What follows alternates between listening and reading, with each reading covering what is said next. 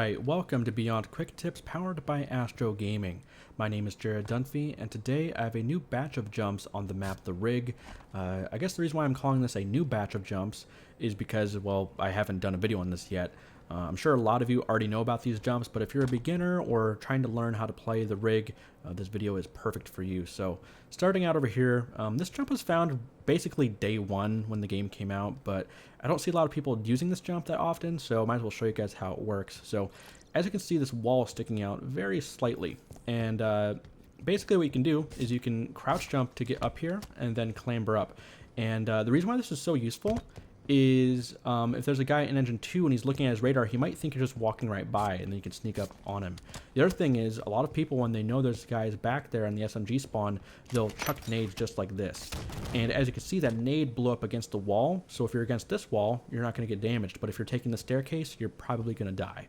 A little bonus tip, since a lot of people use the staircase so often, a lot of people will clamber up here, and that's not good. If you're clambering, you're vulnerable for a half second or even a full second. You can get shot at, naded, whatever. And the thing about Halo 5 is that there are a lot of jumps that you can do without using clamber, as you can see right here. So just a little bonus tip, when you're looking at these maps or playing them, try to attempt these jumps by holding crouch or taking advantage of the timing. Don't get too lazy and go for clamber all the time, because it sometimes might bite you.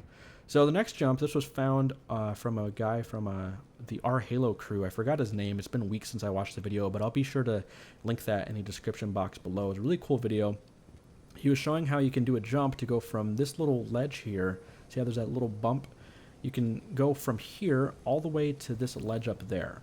And so once again, you want to make sure you're going up here. If you're on the floor, it's not going to work. You want to go up here just a little bit. And then you can see how there's a little incline. So all you have to do is sprint, thrust, and then what I do is I just mash the hell out of my A button when I'm thrusting, because you get a little jump at the last second so you can fly up there.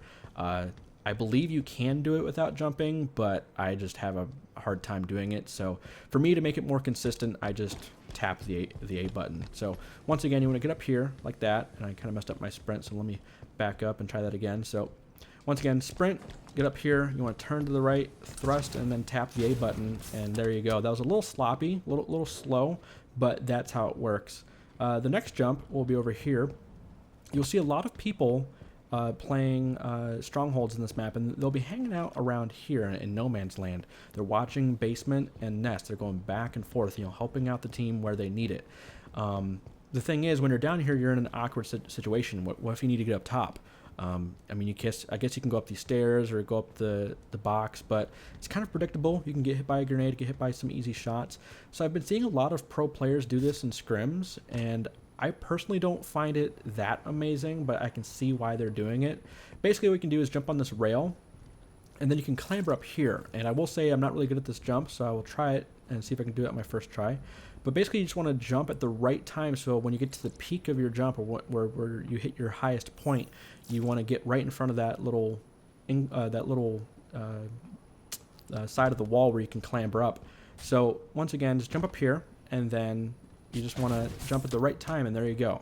I did it on my first try for some reason. I don't know how I did that, but yeah, but it's all about the timing. If you're too far up here, then you'll probably mess it up. If you're too far back, way over here, you're probably going to mess it up. So you want to find that sweet spot where the moment you get in front of this, you're at the peak of your jump. And as you can see, I'm doing it quite often now, which is pretty nice.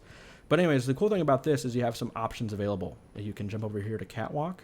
You can also jump over to the bridge from here, which is pretty neat. It's just a great way to get up top, and you have some options to work with.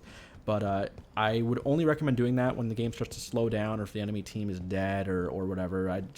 I personally don't see the usefulness in it, but if you want to go for it, go ahead. It's kind of it's one of those things where just having that kind of knowledge when you need it is important. So the last jump is over here at the plasma caster area.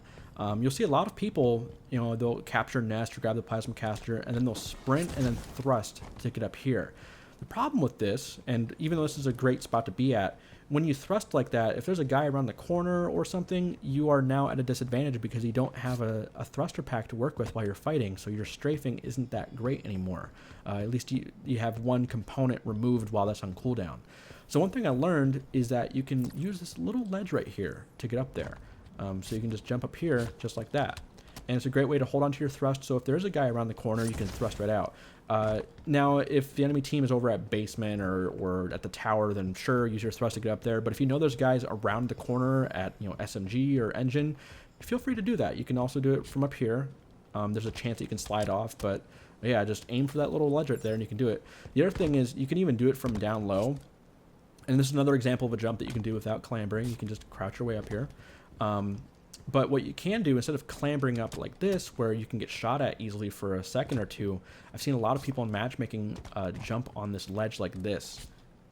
And you see how I'm landing on the bridge? So while you're doing that, you can potentially get some extra shots into your opponent without that delay. So that's another jump that I can see people doing more often. Once again, you can do it to juke out people. Say you're down here and they know you're going to try to go up to nest. You could potentially do something like this and jump over and get out of there. There's just more options available, and I see a lot of people. There's a lot of traffic in the nest area, especially in strongholds, and being able to do jumps like this is pretty important. So, yeah, that's all I have for this episode of Beyond Quick Tips, guys. There is one more jump that I want to show you, but it's very, very complicated, very, very difficult, so I'm going to have to do a whole video on that at some point.